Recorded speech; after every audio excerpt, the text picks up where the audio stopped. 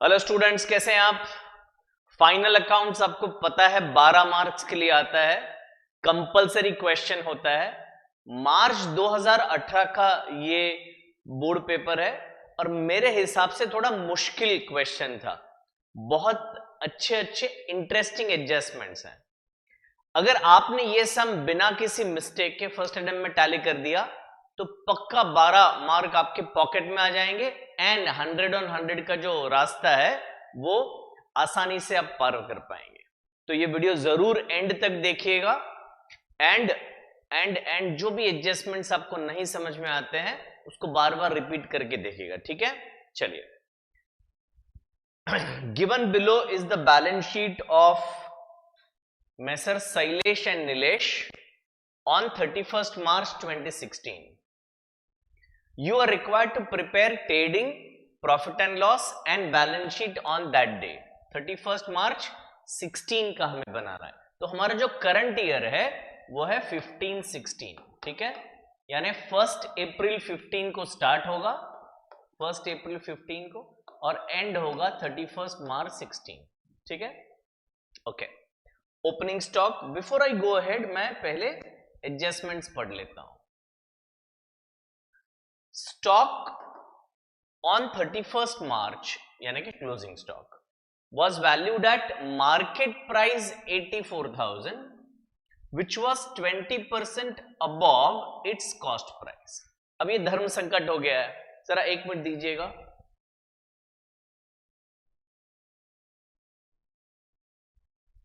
जरा एसी चालू करना था, गर्मी लग रहा था, ठीक है। तो अभी धर्म संकट क्या है? धर्म संकट ये है कि क्वेश्चन में यहां मार्केट प्राइस दिया है 84 और कहा है ये वाला जो प्राइस है वो कॉस्ट प्राइस से 20% ज्यादा है। अब हम जानते हैं कि क्लोजिंग स्टॉक की वैल्यू क्या लेनी चाहिए, कॉस्ट और market price which ever is lower. तो मार्केट प्राइस ज्यादा है तो कॉस्ट प्राइस हमें ढूंढना पड़ेगा, ठीक है। एक वर्किंग नोट बनाते हैं पहले ही। हाँ, मैं यहीं पे बना लेता हूं, आप वर्किंग नोट के सेक्शन में बनाइएगा। तो अगर कॉस्ट प्राइस 100 है, अगर कॉस्ट प्राइस 100 है, कॉस्ट प्राइस पता नहीं है ना, अज्यूम कर रहे हैं अगर 100 है तो प्रॉफिट 20 रुपया होगा और मार्केट प्राइस होगा 120। ऐसा ये कह रहे हैं ना, क्या कह रहे हैं? मार्केट प्राइस कॉस्ट प्राइस से 20% ज्यादा है। इसमें बच्चे क्या मिस्टेक करते हैं वो भी बताऊंगा, पहले ये कंप्लीट कर लेता हूं। तो अगर कॉस्ट प्राइस 100 है तो प्रॉफिट 20 रुपया होगा, तो मार्केट प्राइस 120 होगा। तो अभी तो मार्केट प्राइस कितना दिया है? 84,000 दिया है, तो कॉस्ट प्राइस कितना होगा? तो क्रॉस मल्टीप्लाई अगर हम करेंगे तो 84,000 इंटू 100 अपॉन 120, ठीक है। ये एक जीरो और ये एक जीरो कट, 12 7 जा 84 और 2 जीरो बच गए, 700 और 2 जीरो यानी 70,000, ये आपका कॉस्ट प्राइस है, ठीक है। अब गलती क्या करते हैं बच्चे? बच्चे क्या करते हैं? 84,000 का 20% ले लेते हैं, 16,800 आएगा और वो इसमें से माइनस करते हैं कॉस्ट प्राइस निकालने के लिए। वो गलत होगा। क्यों गलत होगा? क्योंकि 20% किसका लेना है बेटा? 20% कॉस्ट प्राइस का लेना है। वो ये कह रहे हैं कि कॉस्ट प्राइस अगर 100 है तो 20 रुपया प्रॉफिट है और 120 रुपया मार्केट प्राइस है। अगर ये आपको ठीक से नहीं समझ आया तो अपने पास एक और रास्ता है इसको समझाने के लिए। तो क्या है? तो आप ऐसे लिखिए कि market price is 120% of cost price. Actually ये सेम है जो इधर सिखा रहा हूं, पर आपको लगेगा कि अरे सर ने नया तरीका सिखाया, इसलिए बता रहा हूं। तो मार्केट प्राइस क्या बोल रहे हैं? Market price 120%। सर 120% कैसे आया? तो कह रहे हैं ना 20% ज्यादा है तो 120 है। अगर कॉस्ट प्राइस 100 है तो मार्केट प्राइस 120 है।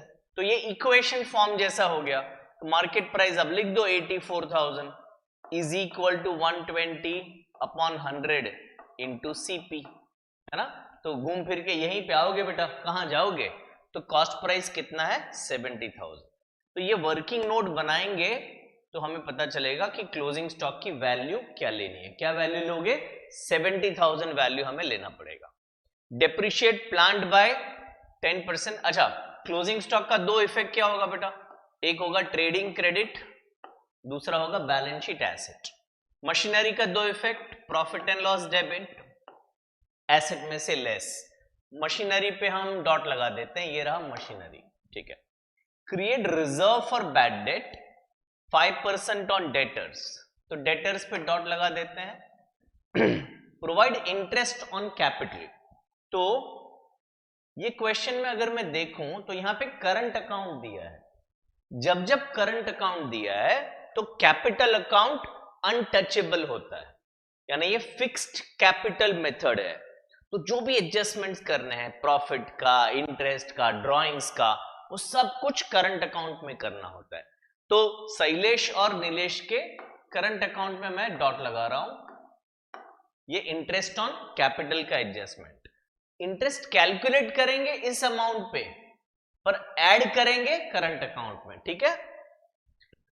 इंटरेस्ट का दो इफेक्ट क्या होगा, इंटरेस्ट फर्म के लिए एक्सपेंस है, I will repeat, interest firm के लिए एक्सपेंस है। फर्म ने पार्टनर से पैसे लिए हैं, हम उसको लोन नहीं बोलते, हम उसको कैपिटल बोलते हैं।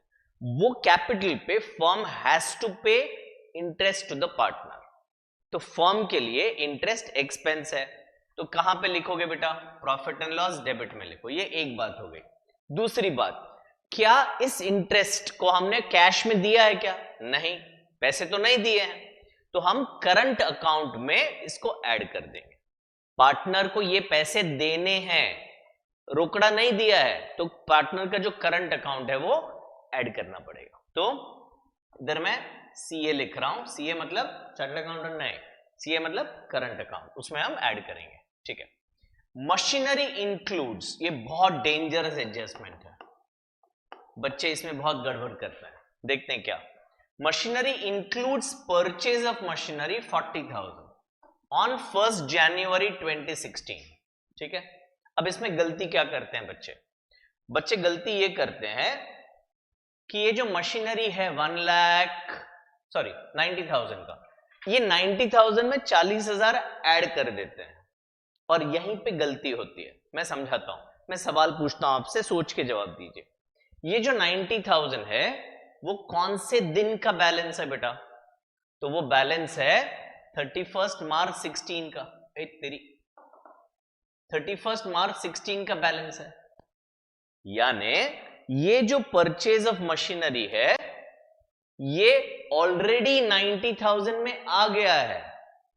देखो अंग्रेजी ध्यान से पढ़ो, इधर क्या वो ऐसे कह रहे हैं कि मशीनरी खरीदा है और उसका एंट्री नहीं किया है, ऐसे बोल रहे हैं क्या, नहीं बोल रहे हैं ना।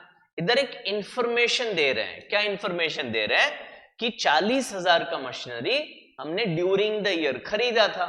कब खरीदा था भाई, 1 जनवरी 16 को खरीदा था। ये एक इंफॉर्मेशन है, ऐसा कहीं नहीं कहा है कि इसकी एंट्री की नहीं है। मतलब ये 90,000 जो आज बैलेंस है उसमें 40,000 ऑलरेडी इंक्लूडेड है, ठीक है। तो मैं अभी फिलहाल एक सिर्फ डॉट लगा देता हूं यहां पे, और इसका पूरा जो वर्किंग है जब हम सम करेंगे तब पूरा वर्किंग सिखा दूंगा आपको, ठीक है। चलिए, तो एडजस्टमेंट्स हमने पढ़ लिए, अब हम डिसाइड करते हैं कौन भाई साहब कहां जाएंगे। तो ओपनिंग स्टॉक जाएगा ट्रेडिंग डेबिट, परचेजेस, वेजेस, ये सब जाएंगे ट्रेडिंग डेबिट में। सैलरीज 18,000 और ब्रैकेट में दे रहे हैं 10 महीना, इसको हम हिडन एडजस्टमेंट बोलते हैं। एक्चुअली हिडन कुछ नहीं है, पर बोलते हैं ऐसा क्यों, क्योंकि नीचे एडजस्टमेंट में अलग से नहीं दिया है। उनके कहने का मतलब यह है कि ये जो 18,000 का सैलरी है वो 10 महीने का है, जो हम 18,000 पे कर चुके हैं, यानी 2 महीने का आउटस्टैंडिंग है, 2 महीने का सैलरी देने का बाकी है। ये नीचे लिखने के बजाय इधर ऐसे ब्रैकेट में दे दिया, तो ये हिडन एडजस्टमेंट है, ठीक है। ये सैलरी कहां जाएगा, ऑफिस एक्सपेंस कहां जाएगा, प्रॉफिट एंड लॉस डेबिट में। बैंक चार्जेस भी प्रॉफिट एंड लॉस डेबिट में। मशीनरी और लैंड एंड बिल्डिंग एसेट में। बैड डेट्स जाएगा पीडी में, डेटर्स जाएगा एसेट में, इलेक्ट्रिसिटी जाएगा पीडी में, फर्नीचर जाएगा एसेट में। डिबेंचर्स, अगेन बच्चे गड़बड़ कर देते हैं इसमें। पहले तो थोड़ा लॉजिक लगाइए, जो डेबिट साइड पे है वो दो ही जगह जा सकता है। यहां पे जो फिगर्स हैं वो सिर्फ दो जगह जा सकते हैं, या तो एक्सपेंस में या फिर एसेट में। इसको हम लायबिलिटीज में नहीं लिख सकते हैं। काफी बार देखा गया है डिबेंचर वर्ड पढ़ के बच्चे इसको लायबिलिटी में लिख लेते हैं ना। इसका मतलब है हमने यानी कि फर्म ने किसी कंपनी के डिबेंचर खरीदे हैं, ठीक है, 40,000 रुपीज के डिबेंचर खरीदे हैं, ये हो गया हमारा एसेट। अगेन ये हिडन एडजस्टमेंट है, हिडन एडजस्टमेंट है। कैसे मैं बताता हूं। जब जब क्वेश्चन में डेट दिया है और रेट दिया है, क्या क्या दिया है, डेट दिया है और रेट दिया है, तो आपको एकदम चौकन्ना हो जाना है कि यहां पे कुछ गड़बड़ होने की संभावना है, चांसेस है कि मैं गलती करूंगा। तो इधर कहा गया है कि 40,000 के डिबेंचर्स हमने इस डेट को खरीदे हैं और इस पे इतना ब्याज मिलना चाहिए। तो ढूंढो तुरंत क्रेडिट में, क्या मिला है, क्या इंटरेस्ट नहीं मिला है।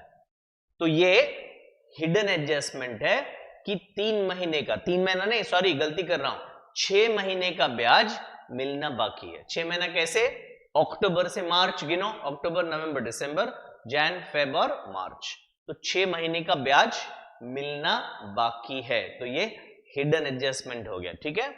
ड्राइंग्स इसको करंट अकाउंट से हम लेस कर देंगे, तो ये डॉट लगा दिया। कैपिटल लायबिलिटीज में जाएगा, क्रेडिटर्स बैंक ओडी ये सब लायबिलिटीज में जाएंगे यहां तक। सेल्स जाएगा ट्रेडिंग क्रेडिट में और करंट अकाउंट जाएगा लायबिलिटीज में, ठीक है। तो क्वेश्चन आपके सामने रखना, सॉल्यूशन हम स्टार्ट कर रहे हैं। चलिए, ट्रेडिंग अकाउंट पहला है ओपनिंग स्टॉक। तो ओपनिंग स्टॉक हमने लिख दिया ट्रेडिंग के डेबिट साइड पे। ओपनिंग स्टॉक आउटर कॉलम में मैं लिख दूंगा 88,000। ये क्वेश्चन में कोई रिटर्न्स है नहीं, तो मैं परचेजेस को भी सीधा बाहर के कॉलम में लिख दूंगा, उसमें कोई एडजस्टमेंट्स नहीं है। 1,76,000 परचेजेस। देन आ गया वेजेस, 2 वेजेस। वेजेस में भी कोई एडजस्टमेंट नहीं है, तो 23,500 मैंने आउटर कॉलम में लिख दिया। इसके बाद सैलरीज, तो पीएनएल अकाउंट में 2 सैलरीज, इसमें एडजस्टमेंट है। मैं इधर 10M ऐसे लिख देता हूं, 18,000 और एक रो ब्लैंक छोड़ देता हूं। 10 महीने का 18,000 है, ठीक है। Next, office expense 8,000, 2 office expense, कोई एडजस्टमेंट नहीं है, तो मैं बाहर लिख दे रहा हूं 8,000। 2 बैंक चार्जेस 2,600, बैंक चार्जेस 2,600। फिर मशीनरी 90,000। अब है ना, मशीनरी में मैं क्या कर रहा हूं बताता हूं। तो if I do this here working note में, ये मेरा 1 अप्रैल 15 ओपनिंग डेट है और 31 मार्च 16 ये मेरा क्लोजिंग डेट है, ठीक है।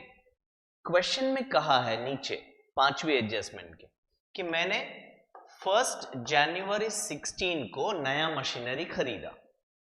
मेरे पास यहां पे मशीनरी जो है उसकी वैल्यू 90,000 है, ऐसा क्वेश्चन में कहा है।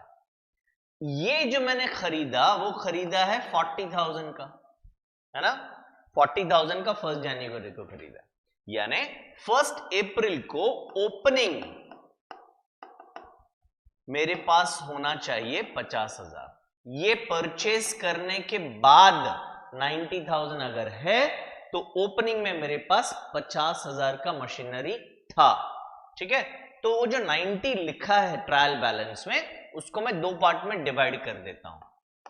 ये क्यों कर रहा हूं बाद में पता चलेगा, हाँ, इनफैक्ट बता देता हूं, जब डेप्री करेंगे ना तब इसका काम आएगा। एड परचेज, और ये परचेज का डेट हम लिखेंगे 1 जनवरी 16 40,000, और इसके बाद एक रो हम ब्लैंक छोड़ देंगे डिप्रिसिएशन के लिए। तो मैंने एडजस्टमेंट नहीं किया, 90,000 ही लिखा है, पर बाइफरकेट करके लिखा है, ठीक है। चलिए, लैंड एंड बिल्डिंग कोई एडजस्टमेंट नहीं है तो बाहर लिख देंगे 1,30,000। फिर बैड डेट तो पीएनएल के डेबिट साइड पे लिखेंगे बैड डेट,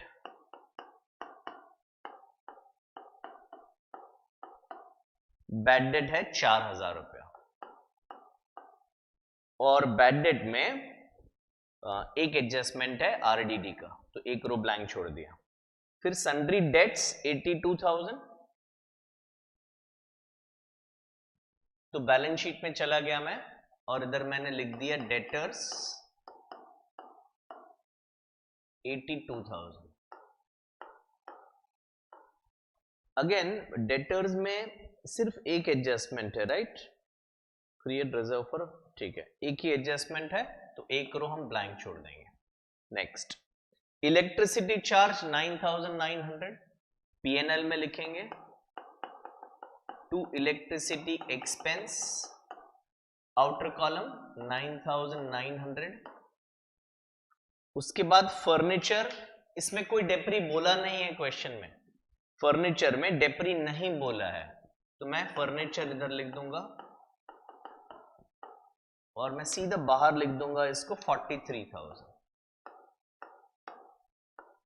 नेक्स्ट, 8% डिबेंचर, ये इन्वेस्टमेंट है बेटा, तो 8% डिबेंचर और परचेज डेट लिखेंगे 1 अक्टूबर 15, 1 अक्टूबर 15, इनर कॉलम में लिखेंगे 40,000, ठीक है। चलिए, ड्राइंग्स शैलेश और नीलेश, तो क्या करते हैं, इधर कैपिटल अकाउंट लिखते हैं, कैपिटल के लिए 2 रो ब्लैंक छोड़ देते हैं, फिर लिखते हैं करंट अकाउंट, करंट अकाउंट में शैलेश, इधर ओपनिंग लिखना है, फिर इंटरेस्ट आएगा, फिर ड्राइंग्स आएगा, एक और रो, ऐसे टोटल 4 रो हम ब्लैंक छोड़ देते हैं। तो शैलेश में हम लेस ड्राइंग्स, जब जब लेस करना है तो ब्रैकेट करेंगे 3,000, ठीक है। इसके बाद आ जाता है नीलेश, नीलेश में भी ओपनिंग फिर ड्राइंग्स, एक रो छोड़ के लिखा है क्योंकि मैं पहले प्रॉफिट ऐड करूंगा फिर ड्राइंग्स माइनस करूंगा, ठीक है। ऐसा इसलिए क्योंकि ड्राइंग्स प्रॉफिट में से होता है ना बेटा, ठीक। चलो, तो ये डेबिट साइड का पूरा एडजस्टमेंट्स मैंने कर लिया। अब मैं आता हूं क्रेडिट साइड पे। शैलेश और नीलेश का कैपिटल दिया हुआ है, तो इधर शैलेश और Nilesh 120 and 120, so the total is 2,40,000, ठीक है। फिर क्रेडिटर्स, तो इधर आ गया क्रेडिटर्स और क्रेडिटर्स का फिगर है 1,03,000। उसके बाद आ गया बैंक ओवरड्राफ्ट और बैंक ओवरड्राफ्ट का फिगर है 60,000, ठीक है। अब सेल्स, ट्रेडिंग क्रेडिट में बाय सेल्स, कोई रिटर्न है नहीं है क्वेश्चन में, तो सेल्स में सीधा बाहर लिख दूंगा 3,08,000, ठीक है। अभी करंट अकाउंट का ओपनिंग बैलेंस दिया है 5,000 एंड 4,000, तो ये जो बैलेंस शीट था करंट अकाउंट में, इधर हमने लिख दिया शैलेश और इधर हमने लिख दिया नीलेश, 5,000 एंड 4,000, ठीक है। ओके, तो अभी ट्रायल बैलेंस का सारा पोस्टिंग हो गया। पहला एडजस्टमेंट स्टॉक का, स्टॉक हमने कैलकुलेट किया था 84 मार्केट प्राइस है, 70,000 कॉस्ट प्राइस है, विचएवर इज लेसर हमें क्लोजिंग स्टॉक में लिखना है, तो क्लोजिंग स्टॉक बैलेंस शीट में लिखेंगे 70,000, विचएवर इज लेसर लेना है बेटा, तो कॉस्ट प्राइस हम लेंगे 70,000 और इसके सेकेंड इफेक्ट हम करेंगे ट्रेडिंग अकाउंट में by closing stock. Working note का रेफरेंस आपको देना पड़ेगा, वर्किंग नोट 1 ऐसे ब्रैकेट में आप लिख सकते हो। अब आ रहा है मशीनरी, तो मशीनरी में जो हमने वर्किंग किया था उधर आते हैं, ये वर्किंग था। तो अभी डेप्रिशिएट मशीनरी 10% पर एनम बोला है, तो ये जो 50,000 है ये वाली मशीनरी हमने पूरे साल यूज की, तो इंटू 10%, यानी इसका डेप्रिसिएशन हो गया 5,000 रुपया। ठीक है, ये 40,000 वाली मशीनरी क्या हमने पूरे साल यूज की क्या बेटा? नहीं की ना। ये 40,000 वाली अभी जनवरी में तो खरीदी है, तो जैन, फेब और मार्च, 1 जनवरी को परचेस किया है, तो जनवरी यूज किया, फरवरी यूज किया, मार्च में यूज किया, यानी इसका डेप्रिसिएशन सिर्फ 3 महीने का लेना है, तो 3/12 यानी 4, ये जीरो कट, ये जीरो कट, ये जीरो कट, ये जीरो कट, 4,000 डिवाइड बाय 4 यानी 1,000, तो 5,000 प्लस 1,000 यानी टोटल डेप्री आपका हो गया 6,000। इसको वर्किंग नोट में दिखाना बहुत जरूरी है। तो 6,000 डेप्रिसिएशन है, लेस डेप्रिसिएशन, वर्किंग नोट का नंबर आप दे सकते हो 6,000, 90 माइनस 6 इज 84। हमने कसम खाई है 2 बार लिखने की, जो लिखेंगे 2 बार लिखेंगे, तो पीएनएल में लिखेंगे to depreciation on machinery 6,000 rupees. ठीक है बेटा, ओके।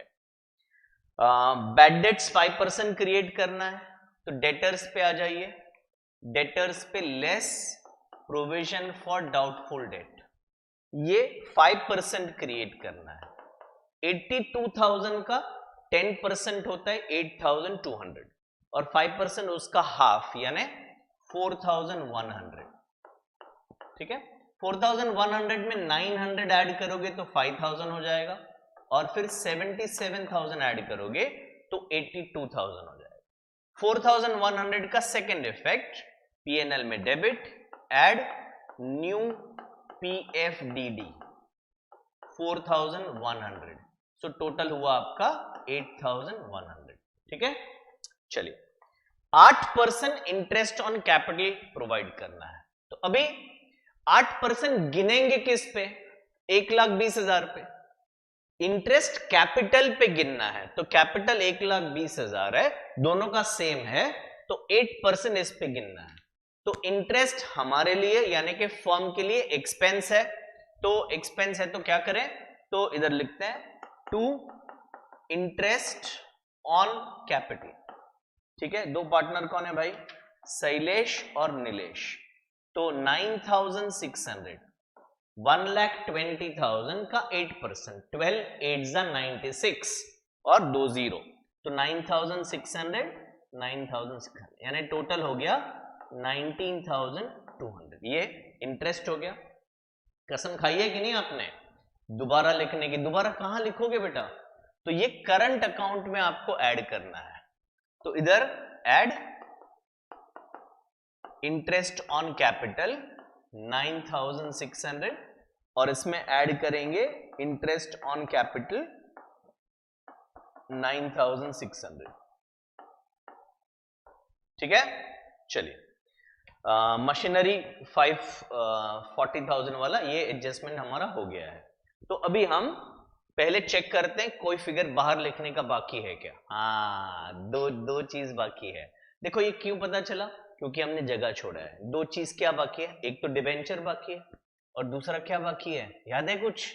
ये सैलरी है ना, हिडन एडजस्टमेंट है। हाँ, तो इधर ऐड आउटस्टैंडिंग करेंगे, तो 18,000 डिवाइड बाय 10 करोगे तो 1,800 होगा, तो 10 महीने का 18,000, तो 2 महीने का आउटस्टैंडिंग है ये होगा 3,600। ठीक है, क्रॉस मल्टीप्लाई भी कर सकते हो, तो 21,600 ये टोटल सैलरी है।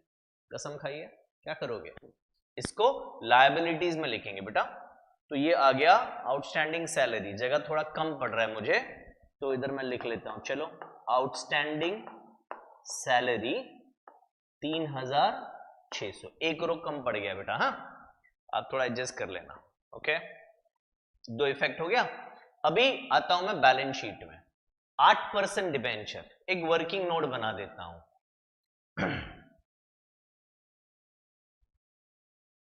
ये क्या हो गया? कलर बदली हो गया। अच्छा बेटा, ठीक है, तो इधर ही मैं लिख लेता हूं, हाँ थोड़ा सा ये बना के। तो 40,000 का डिबेंचर हमने परचेज किया। डिबेंचर पे 8% इंटरेस्ट मिलना जरूरी है। अगेन ये 8% पर एनम है, 8% जो दिया हुआ है क्वेश्चन में ये पर एनम है। हमने कब खरीदा? 1 अक्टूबर को। जैसे हमने गिना था अक्टूबर से मार्च 6 महीने का इंटरेस्ट हमें मिलना चाहिए। तो इंटू 6/12 अगर हम करेंगे तो 6 2 जा 12, 2 4 जा 8, 2 0 कट, 2 0 कट, तो 1600 रुपीज ये अक्रूड इंटरेस्ट है। 400 इंटू 4 ये इंटरेस्ट हमें मिलना है, इन्वेस्टमेंट की है बाबा।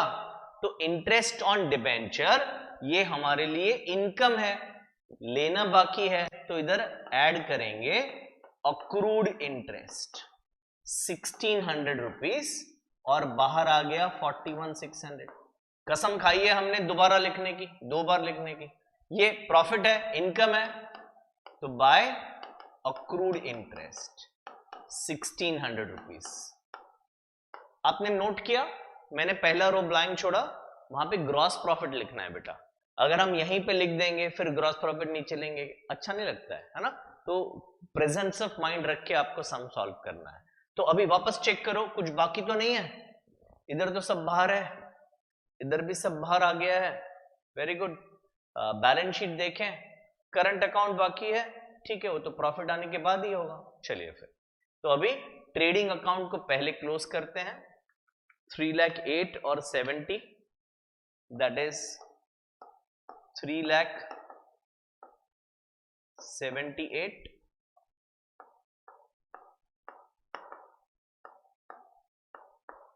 इसमें से ये माइनस करते हैं 88 माइनस 1,76,000 माइनस 23,500, तो 90,500 ये आपका ग्रॉस प्रॉफिट है। तो to gross profit carried down, इधर आ गया by gross profit brought down 90,500। Debit side पे देखूं तो सब छोटे छोटे फिगर्स हैं, तो 90,500 प्लस 1600 गिव्स यू 92,100। इधर भी एक रो थोड़ा कम पड़ रहा है, ठीक है। तो ये टोटल आ गया बेटा 92,100। आई एम श्योर आप एडजस्ट कर लोगे ना, 92,100। हाँ अब 92,100 माइनस 21,600 माइनस 8,000 माइनस 2,600 8,100 9,900 6,000 एंड 19,200। तो 16,700 ये आपका प्रॉफिट आ गया है। अच्छा अभी प्रॉफिट का कुछ रेशियो बताया है क्या? मैंने रजिस्टर नहीं किया है दिमाग में, कुछ रेशियो बताया नहीं है। तो फिर 16,700 को क्या करें, झगड़ा नहीं करते हैं, इक्वली बांट देते हैं, डिवाइड बाय 2। 8350 और 8350, ठीक है। यहां पे आई नो आप लिख पाओगे है ना, इधर जगह थोड़ा कम है। तो करंट अकाउंट में हम दोनों में ऐड कर देते हैं, ऐड नेट प्रॉफिट 8350, इधर ऐड नेट प्रॉफिट 8350। तो अभी 5,000 8350 माइनस 3,000 प्लस 9,600, तो ये हो गया 19,950। 4,000 8350 माइनस 2,000 प्लस 9,600, ये भी आ गया 19,950। अभी धड़कते दिल से धीरे धीरे देखते हैं टैली होता है कि नहीं। 2,50,000 19,950 19,950 1,03,000 60,000 3,600 4,46,500। मैं इधर ऊपर लिख के रखता हूं, नीचे जगह कम है। 4,46,500 ये मेरा लायबिलिटी का टोटल है। 84 1,30,000 77,900 43,000 41,600 and 70,000 4,46,500 and that gives me the total of balance sheet asset side. कितनी खुशी होती है अगर फर्स्ट अटेम्प्ट में टैली हुआ तो, मुझे भी होती है ऑफ कोर्स इतने सालों के बाद, तो आपको तो होगी ही। तो ये थोड़ा डिफिकल्ट सम था मार्च 18 का, 2-3 ट्रिकी एडजस्टमेंट्स थे। आई होप आपको समझ में आया है। अगर आपने अभी तक चैनल को सब्सक्राइब नहीं किया तो क्या कर रहे हो बेटा, जल्दी से करो, शेयर करो अपने फ्रेंड्स के साथ, and wish you all the best for exam. Bye bye, take care.